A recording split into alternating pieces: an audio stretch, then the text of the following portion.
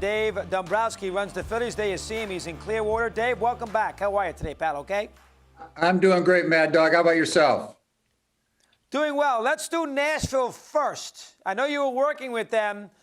Do you see them with a major league ball club, say, within the next 8 to 10 years? Yes, I do. I think Nashville's an amazing city. It's a growing city, a vibrant one, young people there, a lot of people moving into the community, a lot of support within the community, a lot of finances there, entertainment individuals. So I think Nashville personally is a can't miss major league city. Okay, would it have just taken a big market team that is trying to win, that would lure you away from working with that franchise? I mean, it seems like you really had found a home there.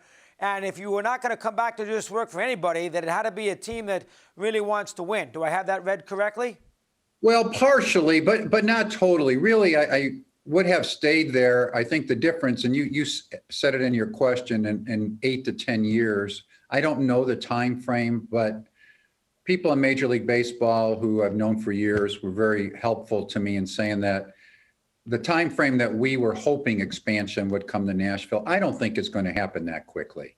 So for me to stay there and work on a consistent basis year in and year out, I don't think it's for a few years down the road. I think it's going to happen, but they didn't need some baseball experience with their group at this time. They continue to work on a stadium site, continue to work on trying to find a control interest person, and they have good individuals that are there. But for me, it was really the timing just doesn't work. And so in that case, when the Phillies talked to me, John Middleton, Andy McPhail, I was absolutely thrilled to come and join them. All right. I also think that we almost forget, the Red Sox faithful forgets what you did there, winning a championship. My goodness, you would have thought that you left that team in the ashes. I mean, does that bother you a little bit? You did win a title there. You did what you were supposed to do. And the following year, you had a bad year. I mean, not a bad year. You just weren't as great. But it's almost like we forget what Dave Dombrowski did with the championship in Boston. Does that bother you at all? Well, it does a little bit. I mean, it's a situation there.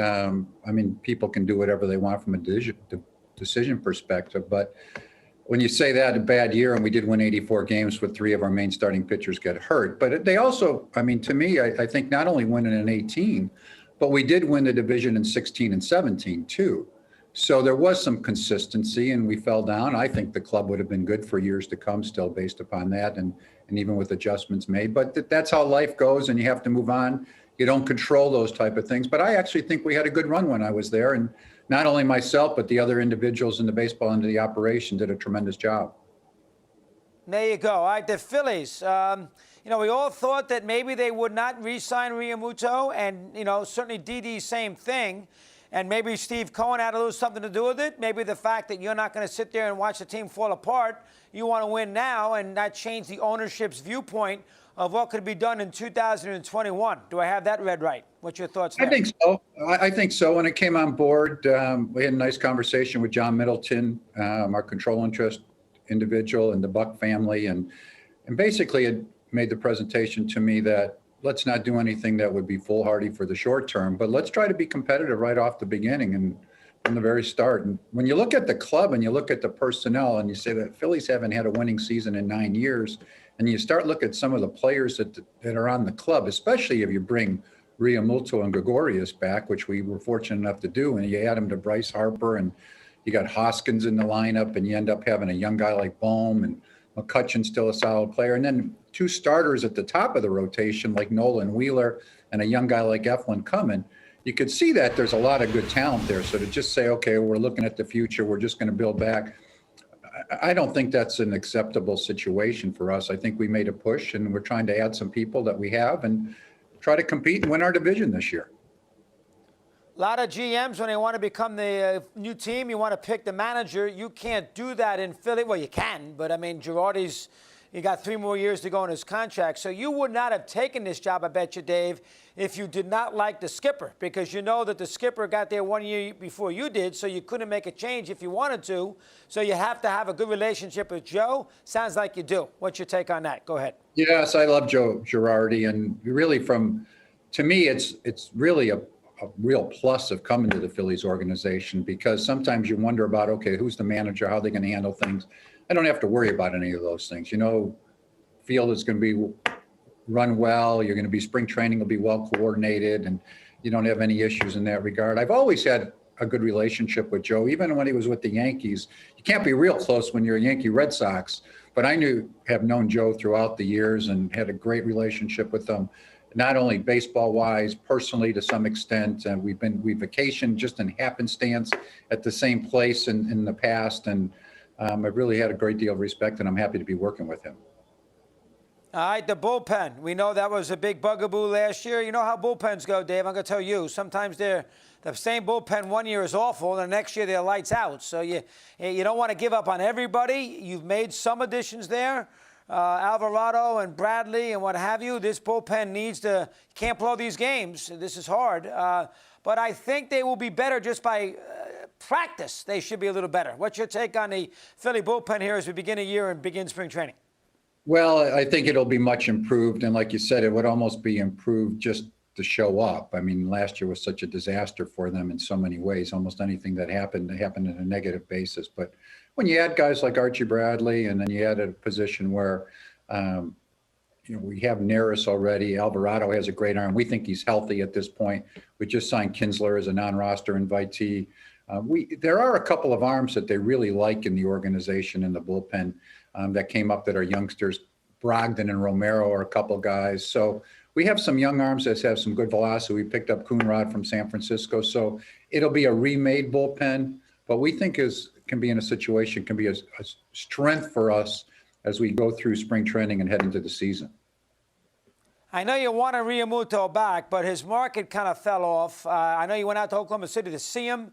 Sometimes when these guys become free agents, they don't go back to their original team. He did. Partly Phillies, partly market. Let me hear your take on that for a sec. Go ahead. Well, the catching market, whatever took place, a lot of years, as we know, every free agent market's different. And this year for catchers, big name catchers, at least dollars, there weren't too many clubs seeking them. Either had their own young players, or people they were satisfied, or decided to spend their dollars elsewhere. I think when the Mets jumped out and signed McCann, all of a sudden, that probably not as many markets that were interested, even though he's a great player. Everybody's aware of that. To me, the best catcher in Major League Baseball. But I think there was also a special bond between JT and the Phillies organization from the moment I joined the club, and even beforehand. When I talked to John Middleton and Andy McPhail, they had talked to me how important it would be if we could bring JT back. He's beloved in the community, of course, a great player.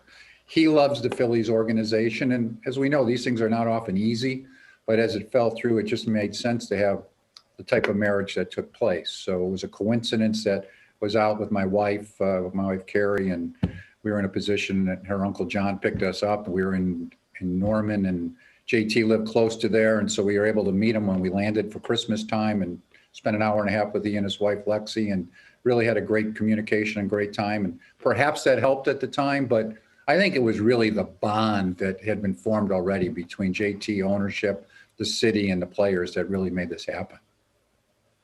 Did you miss baseball more than you thought you would, being out a year? Well, sure. I mean, I miss baseball, being involved day in and day out. Still watched it every single day. Of course, I was involved in the Nashville situation, and I was a consultant to them at the time. So I still had a pulse of what was going on. I talked to a lot of my friends on a daily basis in the game. And last year was a tough year for anybody in the game that was playing the 60-game schedule and dealing with the COVID issues, which we're still dealing with this year. But sure, I missed it. I loved it. I loved being in charge of an organization, being involved in the baseball operations and making decisions in regard and working with people, and the challenge of putting a championship caliber club on the field. So yes, I did miss it. Well, one quick, and I just thought of it. Are you surprised that La Russa took the White Sox job?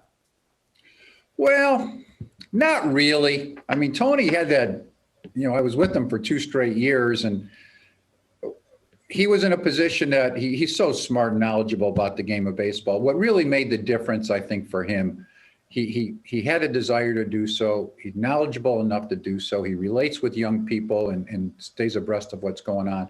But when he had his hip replacement surgery, he all of a sudden felt healthy again, which he hadn't felt for years. It was really a struggle for him even to walk 3 blocks. And once that got fixed, I could see that his mindset had changed and how good he felt. And so once that happened, it did not shock me that it ended up taking place. Good job, Dave. Excellent. We'll get to you again here before opening day, we hope. Keep on going strong. Thanks for a few minutes here today. Appreciate it, as usual.